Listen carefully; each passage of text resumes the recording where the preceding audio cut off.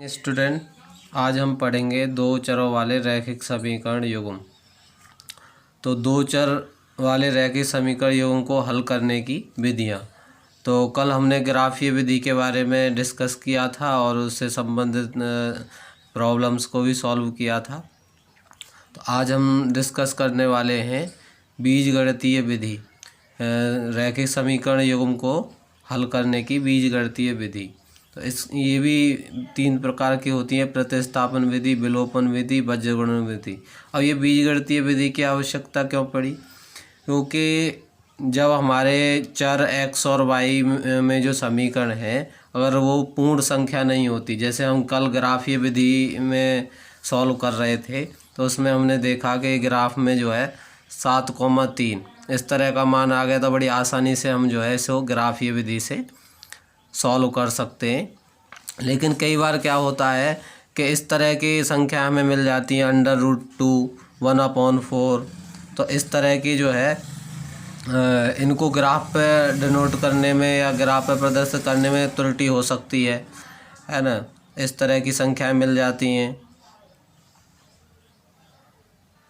तो इस तरह हमें समस्या होती है। तो इसलिए हम जो है बीजगणितीय विधि का प्रयोग करते हैं। तो ये प्रतिस्थापन विधि के बारे में डिटेल में बताएंगे।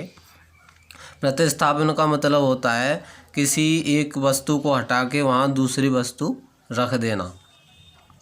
तो और ज़्यादा डिस्कस जो है इसके बारे में जब हम क्वेश्चन सॉल्व करेंगे तो और क्लियर हो जाएगा। तो हम प्रश्नावली 3.3 पर चलते हैं।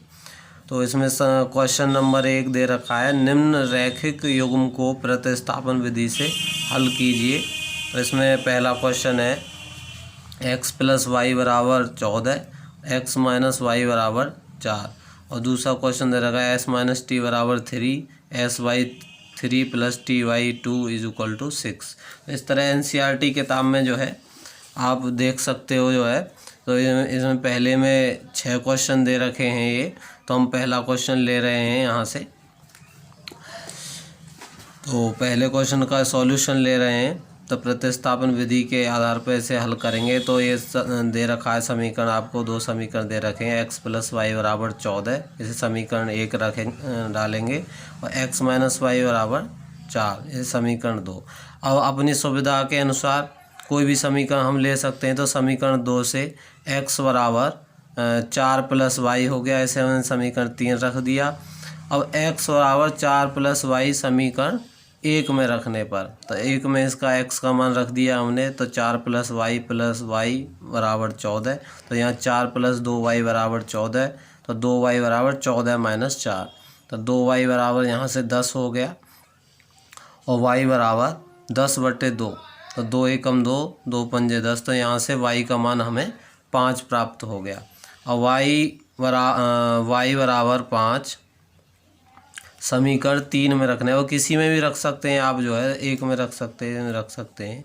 y का मान समीकरण 3 में, y = 5 समीकरण 3 में रखने पर, तो x = 4 + 5। तो x बराबर यहाँ से हो गया 9। तो अतः x = 9 और y = 5 जो है दिए गए समीकरण का हल है। तो x = 9 और y = 5 हम समीकरण 1 में रख के देख सकते हैं कि क्या ये सही है। तो यहाँ x = 9 रखा और y = 5।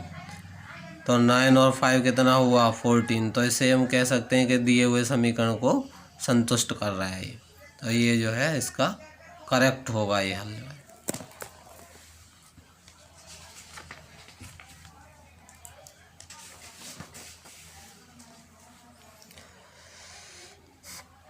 क्वेश्चन नंबर 2 देखते हैं। तो s - t = 3 और sy3 + ty2 = 6। तो सबसे पहले तो हम करेंगे इसको, समीकरण 1 डाल दिया, इसे 2। सबसे पहले तो हम इसको ठीक करेंगे। तो इसे सही करने के लिए हम क्या करेंगे, समीकरण 2 के दोनों पक्षों को 6 से गुणा करेंगे। तो यहाँ 6 से गुणा करेंगे तो 3 दूनी 6,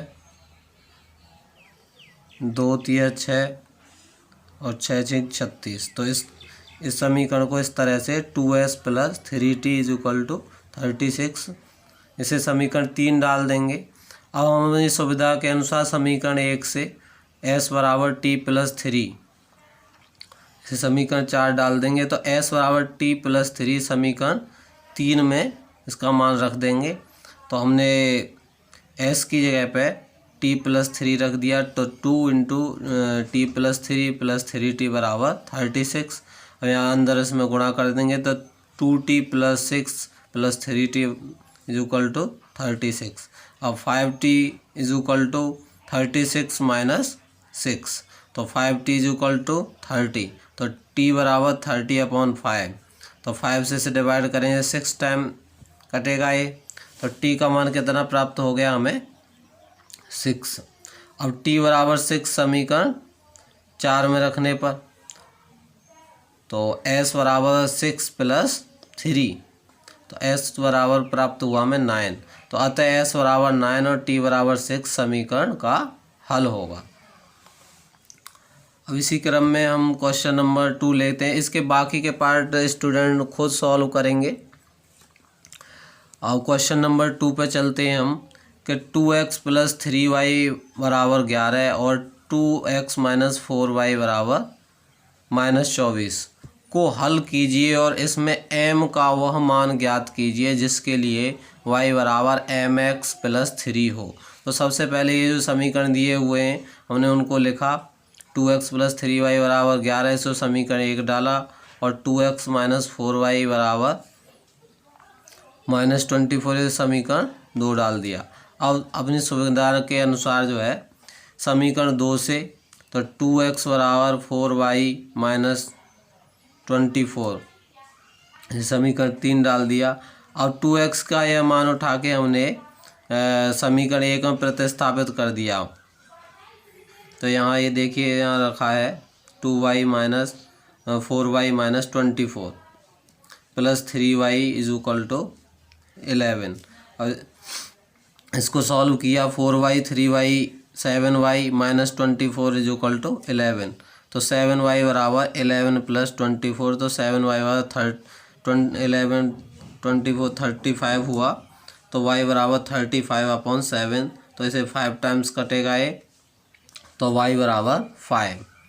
अब y बराबर 5 हमें प्राप्त हुआ, तो y बराबर 5 समीकरण 3 में रखने पर हमने 3 में इसको रखा है। तो 2x बराबर 4 मल्टीप्लाई बाई 5 माइनस 24, तो 2x is equal to 20 minus 24, तो 2x बराबर -4, तो x इज इक्वल टू -4/2।